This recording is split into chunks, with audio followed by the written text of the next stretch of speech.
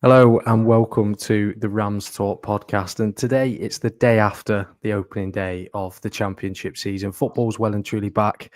Derby County are well and truly back, don't we know it? We're coming off the back of an unfortunate 3-1 away loss to Stoke City in the opening day.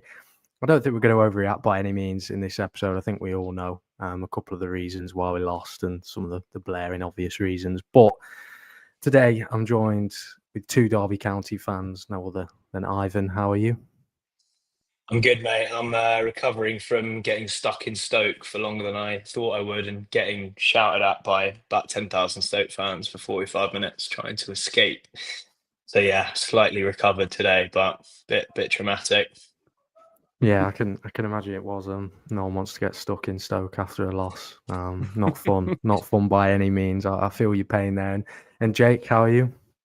Yeah, I'm really good, thank you. Before I say anything, I just want to say a massive hello to James and family who I know watch every week. People who know me know that I was in Krakow yesterday morning, very early in the morning. Got the flight back to Derby for the game. Glad I did that. That was good. But yeah, we met those guys on the plane. It was really cool to meet them. So thank you. But yeah, I feel a bit better today, Adam. Yesterday I was Eustace out. I was desperate for him to go, get warm back. Getting back in. But no, it was a disappointing game, wasn't it? And I think it was the fact that we were so close to getting that point, so close, just to throw it all away right at the end in classic Derby style, like you say. So yeah, football's back, and I'm looking forward to having a chat about it.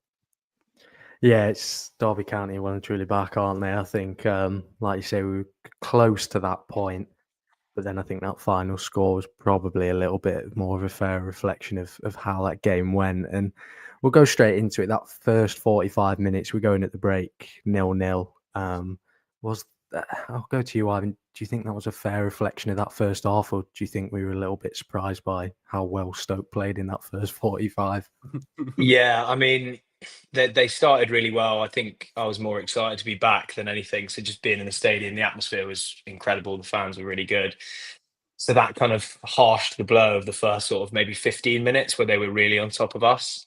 Um, I was nervous from the start because I did not like that back four at all. I was really, really nervous. Just thought it's like this one of those back fours we'll look back at the end of the season and think, wow, that was our back four at the start. So yeah, first half wasn't great. Got in at half time and was I wasn't necessarily feeling lucky to be at 0-0, but I certainly didn't think we had any chances to score. I didn't feel like we'd been partially done. So yeah, bit of a letdown for the first 45. Yeah, I think you're probably right there. I thought we were a little bit fortunate. I thought that first 15 to 20 we were properly under the cosh from Stoke, and probably fortunate they didn't really have anyone clinical up front, thankfully for us, until probably right towards the end of the game. But you mentioned the chances on goal. A couple of different websites said we've had 0 big chances in that game, and probably have to agree, especially after that first 45, we really struggled to get onto the ball. But obviously, we did score first in that game. We went 1-0 up, debut goal by Carlton Morris. Jake, how good was he yesterday for us on his debut? He was good. I thought you were going to ask me about the first half, Adam. I got a special stat ready for that. Between Jackson, Halvmine, and Morris, they completed 4 passes in that first half, which made me laugh reading at half time. And I think it said a lot about how Derby set up. But it was a great goal. It was a really great goal, and it wasn't just the finish. I think it was the play around it. It was the play around it. The finish, exquisite. What a goal! It's not an overhead kick, is it? It's about halfway there. It's a bit of a sideways scissor kick, but Tomo does really well. We actually passed through the middle of the pitch, which we didn't do at all for the whole game. And the ball across is great. And Morris, I mean, I think the ball's a little bit behind him, but he readjusts his body, and it's a really, really good finish. And I think you could tell by the surprise in the stand that I don't think many people expected that. I can't see many Derby strikers of recent. Can you imagine Chris Martin trying to do that? He'd probably break his spine and be out for the rest of his life. Mate, Chris Martin's the best striker of all time, but he's not scoring that. So it's one of those finishes that's really good. And in a game which was full of, I think, a lot of things we maybe need to work on and maybe need to worry about, I think it's something we can take a lot from. Yeah, massively. I think, like you said, that finish was quite acrobatic and something I don't think we've seen from a Derby striker in a number of years. And like you mentioned, that build-up play was good. That was what we wanted to see. Blackett-Taylor looked sharp whenever he got the ball in terms of wanting to drive at the Stoke players. And I think we're still shaking off a little bit of that rustiness from pre-season. I think a couple of players still look like they need 1 or 2 more games to get fully up to the speed of the Championship again. And looking at some of the comments, we've got some people that agree. Chris E put disappointing but not surprising, considering 9 out of the 11 players last season. Midfield just didn't work, completely overpowered. I feel it's going to be hard until the West Brom game. In 2 days. Well, I did think that when I just read that. Then, hopefully, it's only hard for the next 2 games, 2 days, and then it's completely plain sailing after that. But no, somebody else has put shows having Prem teams in pre-season helps make you sharper, and that is quite an interesting point actually. Considering we've come off the back of playing quite a few lower league opposition, like I said, it's probably going to take us 1 or 2 more games to get up to that speed and to match those teams in the division. And either that link up between Morris and Blackett-Taylor continuing his good form. He was probably another one of those good performers out of the few that we had yesterday, wasn't he? Yeah, I thought he played well. I think it's really clear to see that Morris is going to win every header that comes his way. He's so physical, even though he was going up against 2 quite physical defenders back there. I just don't think it's really Blackett-Taylor's game to be sort of, he hugs the touchline and he wants the ball at his feet and he wants to run at people. So I don't really, like, he's not incredibly quick off the ball. So, and Jackson, was never in the right position and doesn't seem like he's ever playing where he's put. So Morris was looking for someone to head it onto, and there was no one there. And, Ebu's not going to be up there. Like the 3 around him were never there, and he was winning everything. But yeah, I just think it's a good sign that the signings that we've made and the striker that we've bought is doing the right things. But it's, like I think a lot of people have been saying online, until we have some of those other signings back from injury, it's going to be difficult to judge. And I think, I was really impressed with Morris. I think, when he has the right people around him, he should be able to produce some assists or at least good build-up play. Yeah, massively. I think pretty much everyone would agree with you there that Morris yesterday was brilliant, especially in the air. And like you said about trying to bring those other players into play, but they just weren't around him. And that probably goes on to the next point of, I know there wasn't too many new signings in that starting 11. And Jake, how much are we missing them probably after that performance yesterday? Quite a lot, I think is the obvious one. I mean, I'm reading through the comments at the minute. There's a lot of players missing. 9 out of 11 were worn players, and it's a difficult situation to be in because we've brought in a lot of players. A lot of players aren't fit, right? We knew that was going to be the issue. It was funny that we were the dark horses for the league and we've lost 1 game and now we're nailed on to go down, as is always. But I think the players missing are what's stopping us actually getting into the games. Like you mentioned there, the long ball up to Morris. I think we're playing a lot of players at the minute that can do half the job that Eustace wants them to do. And I think that's what hurt us a lot and made us maybe a bit more rigid. If you looked at Stoke, off the ball, they were amazing. When the ball was going into the middle, they had runners going left, they had runners going right, and they've really pulled us apart and made it really difficult for Derby's midfield and defence. I mean, you look at Derby's midfield, they barely touched the ball all game at all. And that was all because of that movement that Stoke had. Now, the problem is at Derby is that we had Niambi at right back, right? Good defender, can't attack in any way. So essentially, you've got a player at right back who, once he passes that halfway line, he isn't going to make much of an impact at Championship level. On the left side, you've got Fozzie, who I thought was pretty good at left wing back when he had the cover behind him.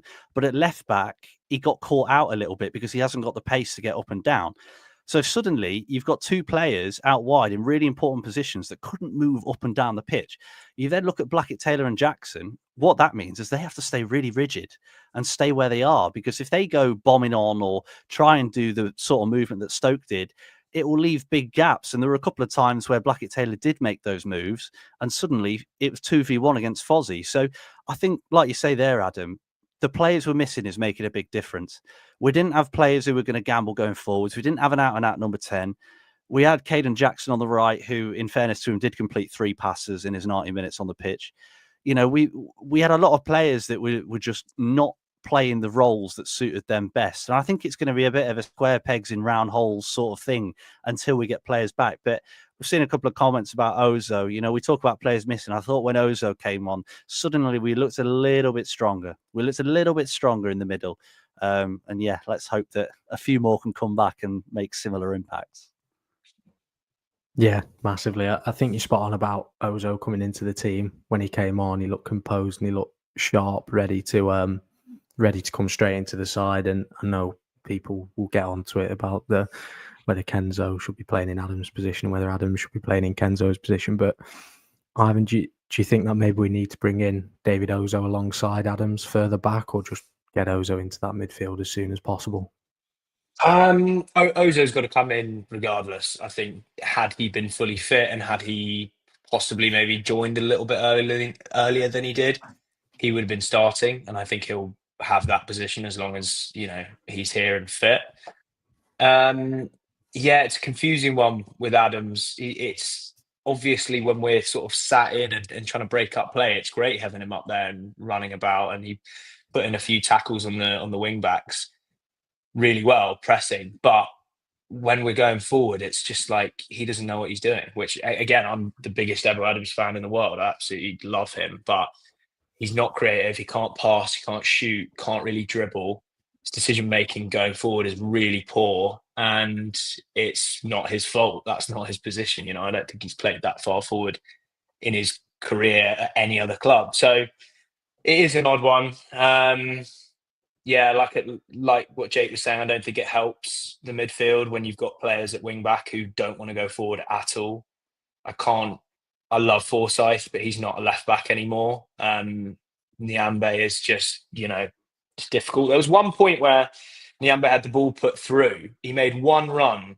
I think it was in the first half. I can't remember. It was like the only time we won a corner, and it was where he ran forward. So you can see there's opportunity, but he's just not the player to do that. So yeah, I think the midfield will come. I think part of the reason that everything felt like we were almost playing for a draw from the start may have potentially been, that's not Eustace's team. Yeah, exactly.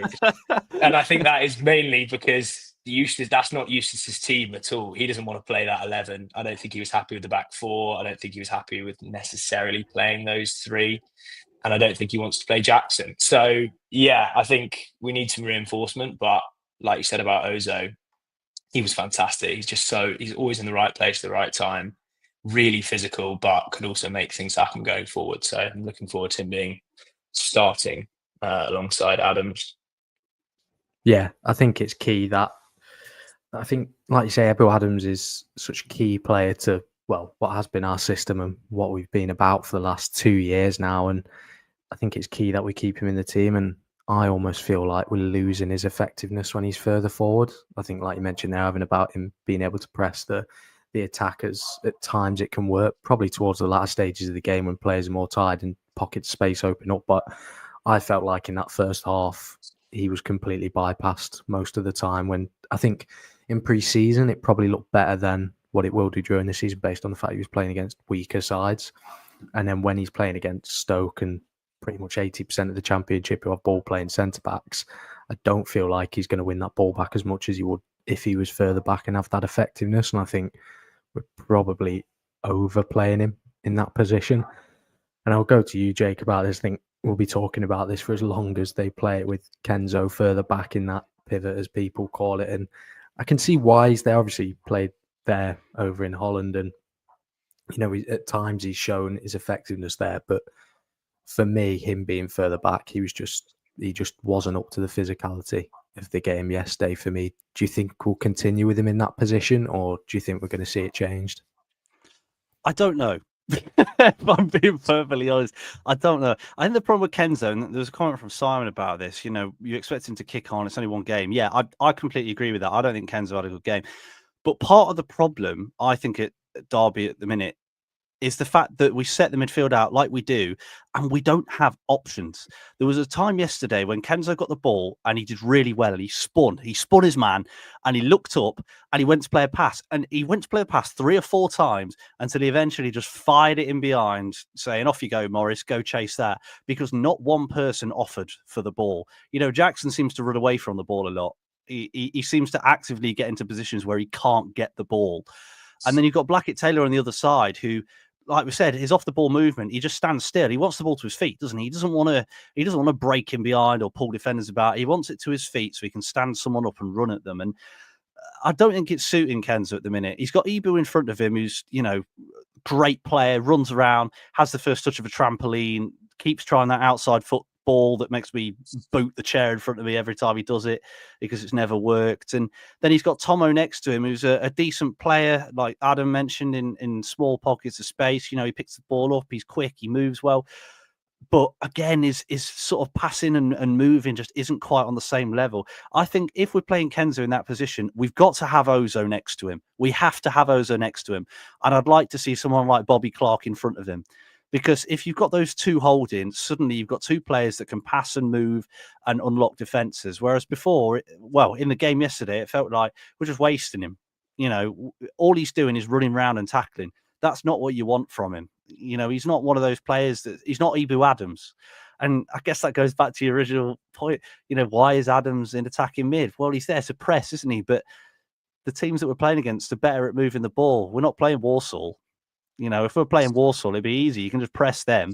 They're 2 divisions below us, and they're there. Don't disrespect them for a reason.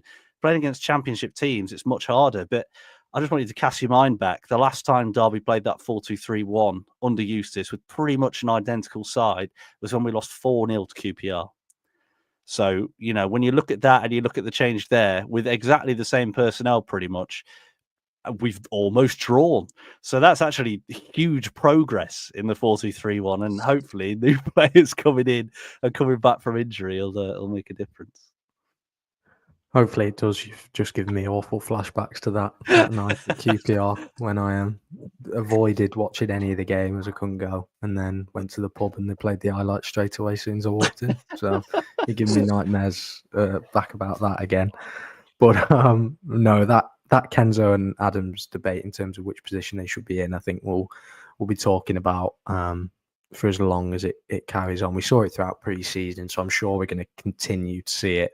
But like you said, soon as players come back fit, I'm sure we'll see that lineup rotated and players swapped in and out of positions. And we obviously had some quite good expectations, I think, Ivan, going in for this season. Do you think with a couple of the injuries we've got now, we're probably going to have to curb those expectations just down a tiny bit with the tough games that we've got coming up? Yeah, we do have that's the other thing I was going to say, is that the start of the season hasn't been too kind to us while we're waiting for people to come back, which again might be the reason that we look like we were playing for a draw from the start. But yeah, I still think there's a lot of reasons to be excited. I think there'll be another couple through the door before the end of the window, and the squad will just slowly sort of take shape. And from the start, I haven't been one of the ones saying that we're going to, get playoffs or anything like that. So I think there is an element of a lot of fans from other teams are seeing some of the signings we're making, and they're like, they're going to, without knowing that a lot of people are out, and they're sort of hyping us up quite a lot, which means when you lose 3-0 away to Stoke, 3-1 away to Stoke, everyone kind of gets on us for thinking we're going to go up, which I don't think a lot of people who really, really watch us and know our situation thought anyway. But yeah, I think a little bit of sort of digging our heels in for the start of the season, get through some of the more difficult games, make sure the shape's there, try not to pick up any more injuries, and we'll get there. There's a bunch of players. I know Clark was on the bench, wasn't he? But he didn't come on. And I was quite excited to see him come on, which obviously didn't happen. But yeah, there's a few players that are close that will just slowly get brought in, and I don't think we'll see that back four many times this season, hopefully. So that's good news for me, and I think the rest of the team. Yeah, I think that back four may have worried a few of us when it got announced, and Jim Johnson's put that goal Langer chap said we'd win 2-1, so I blame him. Jim should know now. I'd predict a 2-1 win even if John Eustace was in goal right now. That's how far I'd go to predict a 2-1 win every game.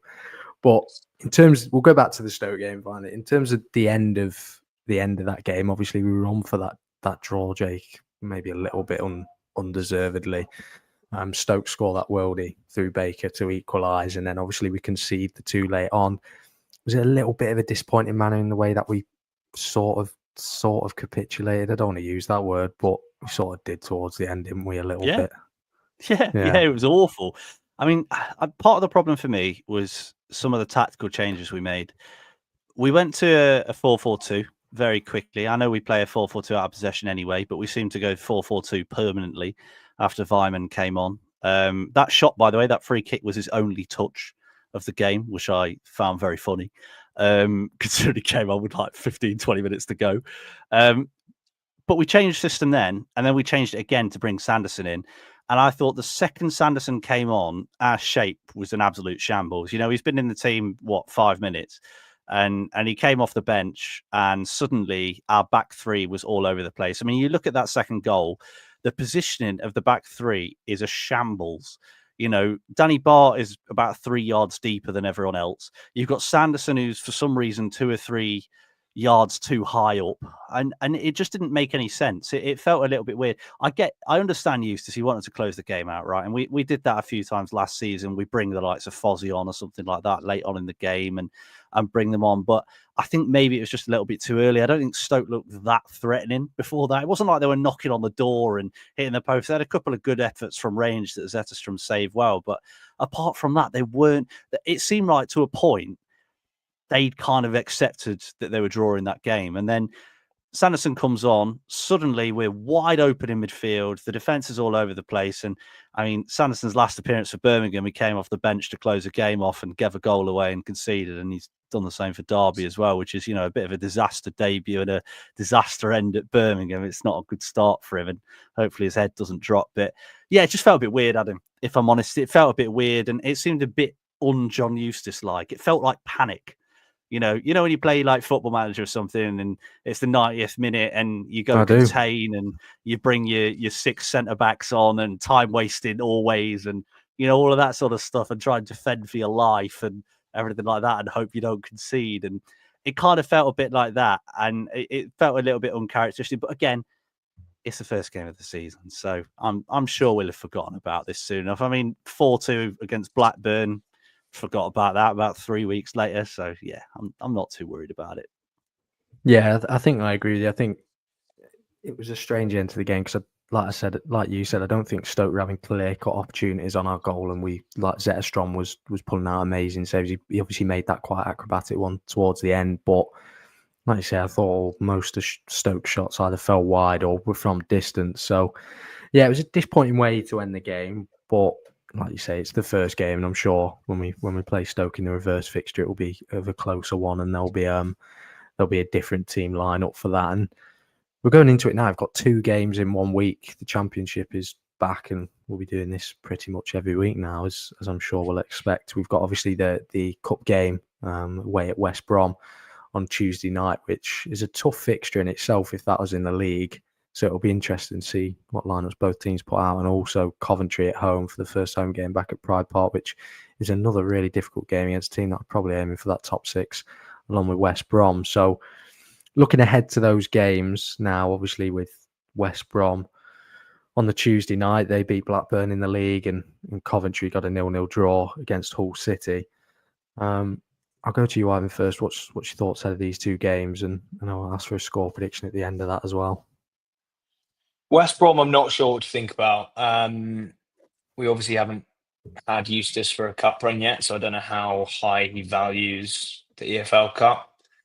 So I don't know what he'll do. I'm sure there'll be some of the kids will be involved, hopefully. I wouldn't want to risk players like, I don't think Forsyth needs to play. I don't really think Nyambe needs to play. Not necessarily that we have other options, but yeah, there'll be a few of those older players that I'd quite like to see left out, and maybe some of the kids play, because I'm not really that bothered about it. Coventry will be a tough one, obviously. I still think at home, first game of the season, hopefully it'll be fairly packed and everyone will be excited for it.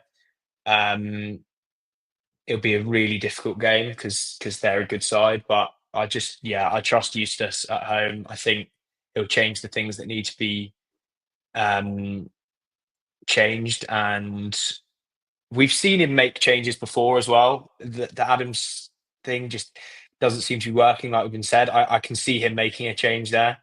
I feel like Tomo probably won't start. Maybe he'll start against West Brom and then lose his spot for Coventry. Make sure Ozo's back in the team, and maybe we'll get a couple of people back. I'd like to say that Jackson won't play either. But yeah, I didn't think he was going to start this game. So it's really tough to say. I think it all depends on injuries. It all depends on, have we got a right back in the door by that point? Have we got another centre mid? Have we, gotten rid of a couple of players? So I think there'll be two or three. I think there'll be one or two coming in. I think there'll be one or two going out by Saturday, and that'll make a huge difference. I think someone that comes in could potentially start, potentially like a right back that comes in could start over Niambe against Coventry. But yeah, I've said it 3-4 times now. I just don't want to see that back four again. That really stressed me out. So yeah, someone with a bit of pace back there would be really nice. But I don't know, of all of the players, the 7 or 8 that weren't on the bench, I don't know how close they are. And some of the ones that are on the bench, I don't know how close they are to starting. So hopefully they're back soon. Yeah, I think you're right there. I'd like to see a couple of new faces in that Derby team, whether it's against West Brom or Coventry. Hopefully more Coventry, obviously, with it being in the league, but I wouldn't mind beating West Brom and seeing if we could get a Premiership opposition in the next round. And Jake, I'll go to you. Are you hoping to see some new players in those games? Because I think most of us are. Yeah, I think we'll see them as well. I mean, West Brom's a good opportunity to give a few of the new lads 60 minutes and just get them, brought into the team, get them blooded, get them ready and help them to understand. Because realistically, this game means nothing. None of us care, right? Obviously, we want to win and it'd be cool to go through to the next round. But in the grand scheme of things, we're not going to win the cup. It's just more games. So it's a good chance for us to bring more players in and use those new players that we've got. I want to see Bobby Clark. I want to see, obviously, Ozo start. I want to see, maybe Callum Elder come back in. I want to see a couple of the new lads that are coming back to fitness, Vyman, give him a start. Get the players, the match fitness, the players that have missed pre-season, use this as an opportunity and then use that to build into Coventry. I think the team at Coventry will look very different. I mean, I felt a little bit sorry for Eustace because if you look at the team he put out against Stoke, he had Matt Clark, who'd been out injured for a month, who got rushed back in and he looked a little bit rusty. We're having to play players that we don't really want to play. So it's a good opportunity to get them back. And against Coventry, I can't see the team looking too similar, especially if a few of the new lads impress in midweek, impress in training. And it'll be interesting to see how we set up, to be honest. He seems to quite like Ibu in that attacking midfield role. If Bobby Clark came in, would he drop Ibu? It's all conversations to have, but do we do score predictions now? Sorry, Adam. I feel like I've missed it. Do you want score predictions now? Yeah, do them now. Why not? Yeah, screw it. Why not? Rules to this. There's no rules to this game. No, there are no rules. No rules at all. Yeah, I think we'll probably lose to West Brom, probably 1-0. It'll be boring. But it'll be good to get some of the new lads involved. And then Coventry, I think we'll at least get a point. I really do think we will at least get a point. I think we'll get the crowd going and we'll score a terrible goal probably and hopefully win 2-1. I know that's the cursed prediction, but I'll go with a 2-1. Ivan, very quickly, go on, give us your score predictions. We don't lose at the Hawthorns, so I think we're going to win that one. I think we'll win it either is there even extra time anymore? I can't remember. Either way, extra time or penalties. And then I know there's no replay, obviously, but yeah, so I think we'll win that one, annoyingly. And then I think the Coventry one will be tough, but I would back Eustace, manager versus manager. And I think we could potentially win that 1-0. I don't know who's going to score. It could be, I don't even know who's going to start. I have no idea what the 11 is going to be. It could be a bunch of players new and gone. So I'll go 1-0, but not sure who's going to score it. Maybe a Blackett-Taylor penalty. It'll be the dog that's barking in Adam's background. That's who's going to score. Honestly. Is it yours? No peace. No, it's not mine. There is no peace when that dog barks. What are they doing in 24/7. there? What are they 24/7 in doing? the garden. I guess for me, a lot of the chat in the chat has been about that midfield three and players coming and going. You know, Derby have been linked with the likes of Alex Moa. Obviously, Travis is an obvious one. Adam, from my perspective, I don't think Derby should sell Ibu Adams, but a lot of the people in the chat are saying, would you sell Ibu Adams if it allowed us to bring someone in, a really important holding midfielder, a really important attacking midfielder? Where do you sort of sit on that? I probably wouldn't, based on the fact I've always said I think he's worth more to our team than he would be if we sold him, even if we got like quite a decent fee for him. I think we'd end up having to spend that on another player of his quality and somebody who could come in and have that massive effect on the team. For me, I just think we're playing him in the wrong position. I think everybody's saying it, and I think if you were to sell him, we'd probably get a decent fee, but it'd be just putting that fee straight back into one more player who'd be doing whatever Adams was doing before. And even then, I don't think they'd be as detrimental to our style of play and our performances as what Ibu Adams is. I don't think we've seen a player who is so key to how we play in a number of years when Ibu Adams is in the right position. Like I said, I think we lost his effectiveness against Stoke when he was further forward.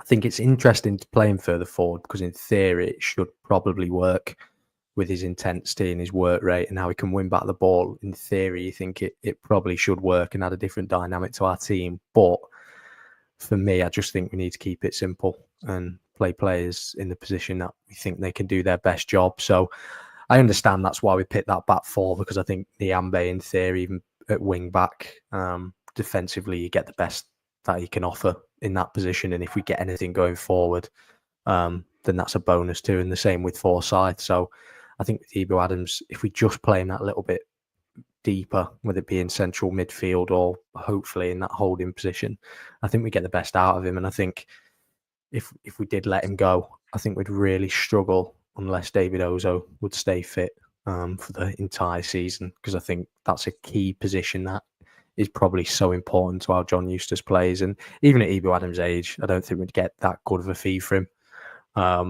So for me, no, I don't think we should let him go by any means, even with if we do bring in Alex Mowat. I know we've obviously been linked with Travers from Blackburn as well. I think they're good players, technical ability, know the championship inside out. But even then, I don't think they'd have as big of impact as what Ibu Adams can have in the position that is in his best position for us. That's the question, though, for me, Adam, is that best position.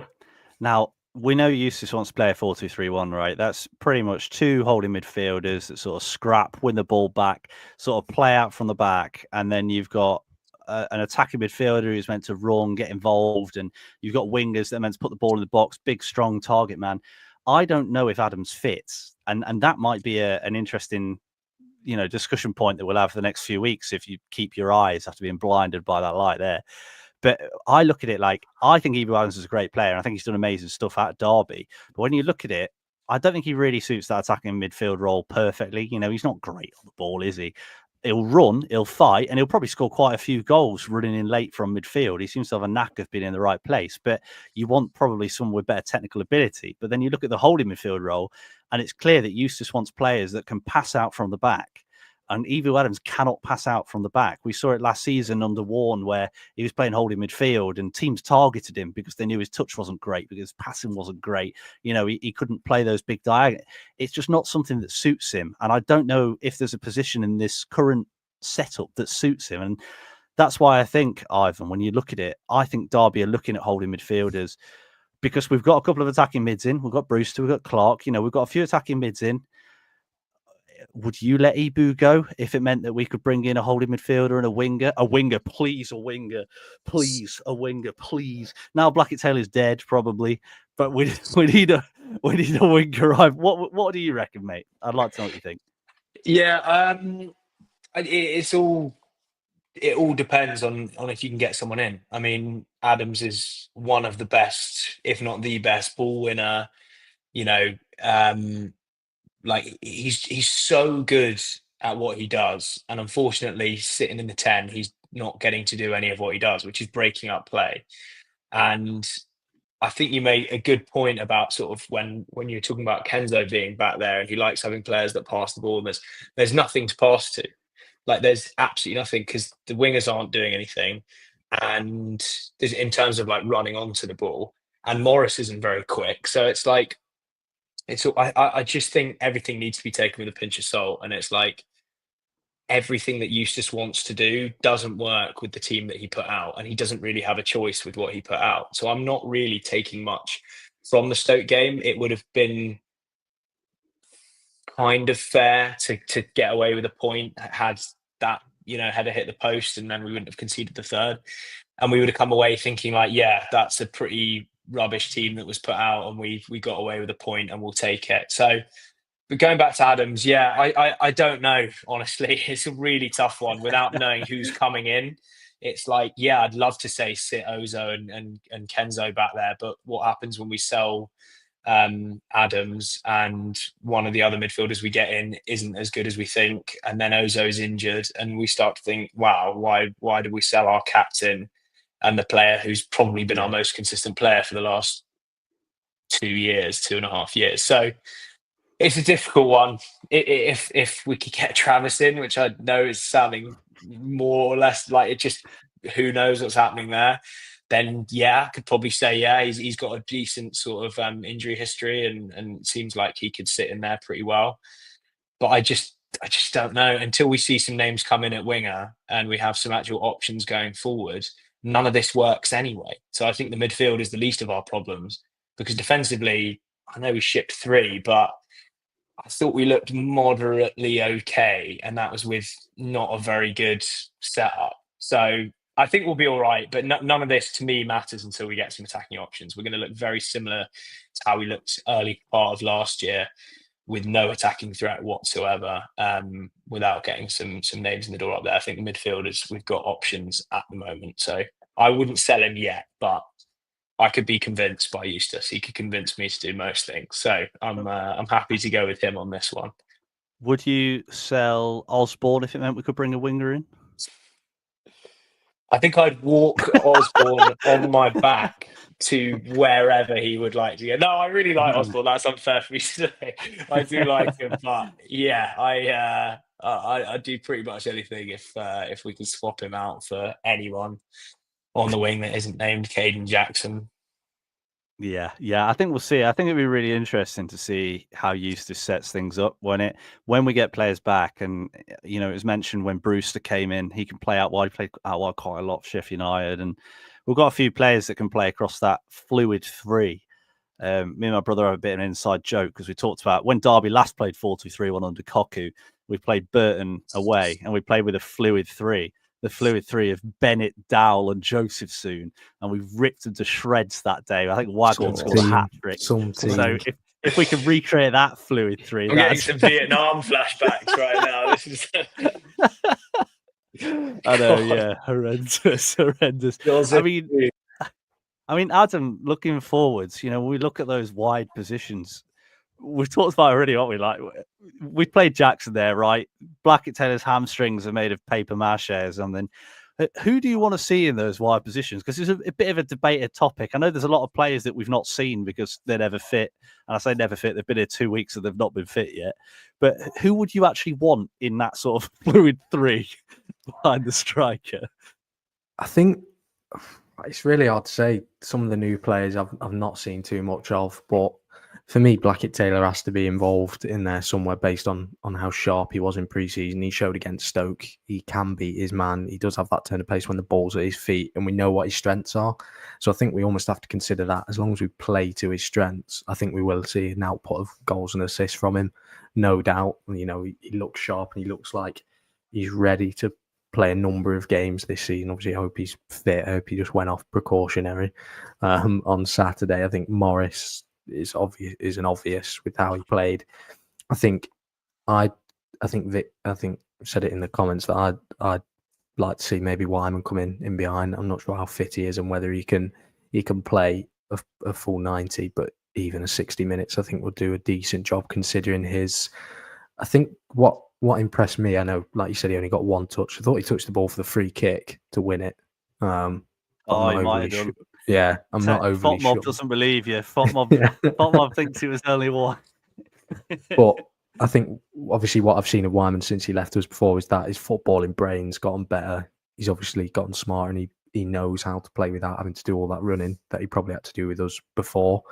So I'd maybe like to see him in behind and see that footballing brain there. And I'm sure he'd be on the end of Morris's knockdowns. And I think that position out wide right is probably one that's the most up for debate for me. I think out there with Caden Jackson, I want to see him improve. I want to see him get better. We've seen him score before in a Derby shirt, but I think we're a long way off that at the minute. Like we said, that performance against Stoke wasn't anything to shout about. I don't think he played awfully. I don't think he was terrible or bad, but I just think it was a pretty average performance in a team that struggled to create. He just didn't seem to work into the system. I think for me at the moment, if he's fit, it would be Kane Wilson at the moment in that wide right position. I think he's got the ability to take the ball on and run with it. Not sure whether he'd work on the knockdowns from Morris, so that's probably a massive weakness there and probably the wrong player to pick, but I've picked him there based on that. I think if we're playing Blackett, Taylor and Wilson, balls will get put into the box and more goals will come from that link-up play, where I think last season we were so direct, we're putting crosses in, and Yates or whoever was up front really struggled to get in them positions, but Morris is a player who's been clinical at this level, clinical at a higher level, and I think when we're putting them crosses into the box, 9 times out of 10, he'll be on the end of it based on his physicality, how good he is in the air, and the fact that he's played at a decent level and he's been one of the top performers in the division before. So for me, Kane Wilson, but I then think to be on the flip side of that, one of the biggest arguments has been about Kane Wilson's final ball, final delivery. You know, we know he can beat his man. We know he can get to the byline, but it's whether he's got that final cross in. But I think with a decent run of games, that would come. And my next choice would be Jake Rooney, as obvious. So, yeah, there we go. What, in the 10? No, for me, up front, leading the line, swap Morris out for Rooney, personally. I like it. I like it. To be honest, if you think about it, right, if you look at our left and right side, we had what? Nyambe for Scythe, Jackson, CBT. If you had Kane Wilson at right back and you had Owen Beck or Callum Elder at left back, and you had Brewster on the right, Bobby Clark in attacking midfield, and let's say CBT is still alive and he's on the left side as well, suddenly the team looks a million times better, and you've got so much more movement, and we're going to create so many more chances. We've got players that want to carry the ball. I think at times, and I'm sorry, Jackson, I feel bad because he constantly gets picked, but there was one time where he ran with the ball yesterday, and he ran with the ball and he ran it out of play, and somehow the liner didn't clock it, and then he ran back into play, and then he ran out of play again, and the liner still somehow didn't clock it, and then he just blasted it straight into the defender in front of him.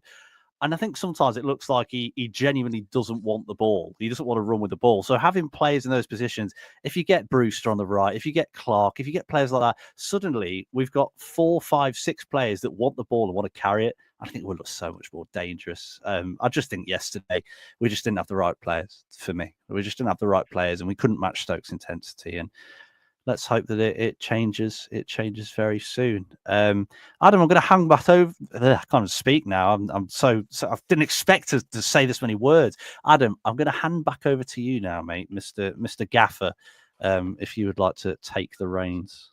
Yeah, I'll round this episode up now, as I've ran out of things to say pretty much. So we'll end Let's it talk up about there. Jackson a bit more. Got some more to say about him, to be honest. I think I just really hope Jackson's performances I just hope he gets a goal, whether it's a tap in or it just flies off him. I think he needs that confidence, and I think the fans probably need that confidence. I think more or less I just love to see him beat his man.